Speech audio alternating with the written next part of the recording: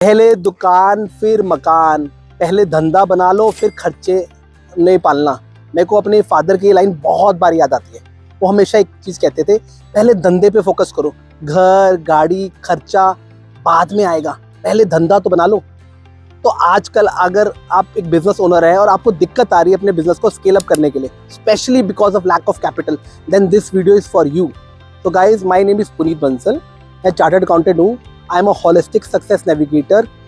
This video I am making to help a startup to start their business or scale their business via my personal experiences and spirituality.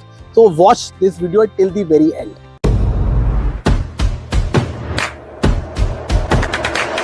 So अगर मुझसे काफ़ी लोग पूछते हैं जो business owners हैं कि यार मुझे ना बिजनेस के लिए लोन लेना है, तो अच्छी बात है क्या बुरी बात है?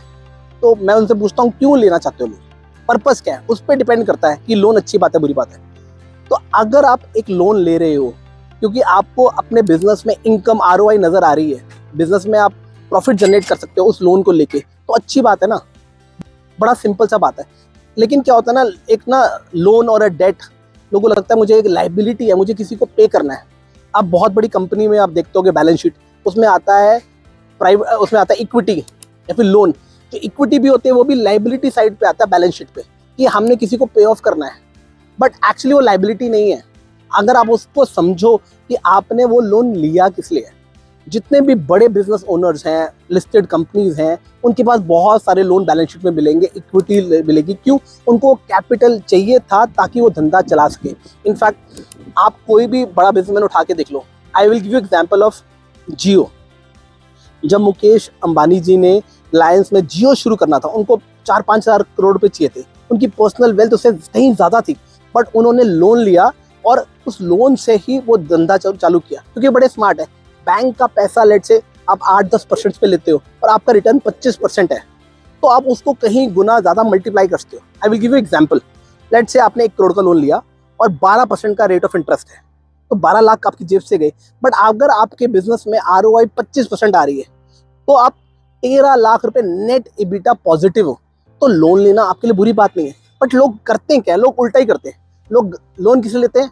गाड़ी के लिए लोन, घर के लिए लोन, लाइफस्टाइल के लिए लोन, मैरिज के लोन। आजकल लोन तो इतना एक्सेसिबल है ना, इतने सारे लोन चल रहे हैं ये, क्योंकि वो लोन क्रेडिट कार्ड पे लोन, भाई साहब वो लोन जहाँ कोई इनकम जनरेट नहीं करती, वो डेफिनेटली बहुत बड़ा ट्रैप है, लाइबिलिटी है।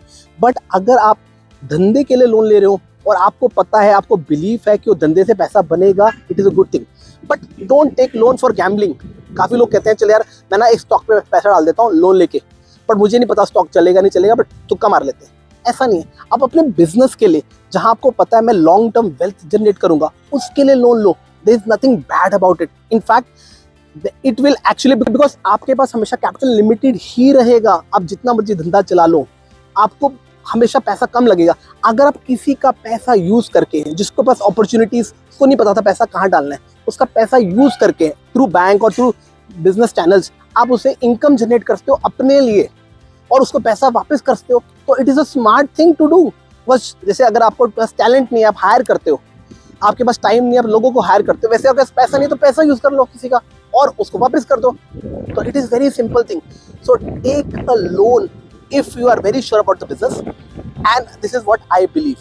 But don't take loans just like that, just for the heck of it कि आपको रेवेन्यू जनरेट करना है और आपको पता नहीं है उससे प्रॉफिट होएगा नहीं होगा। Think wisely before taking a loan.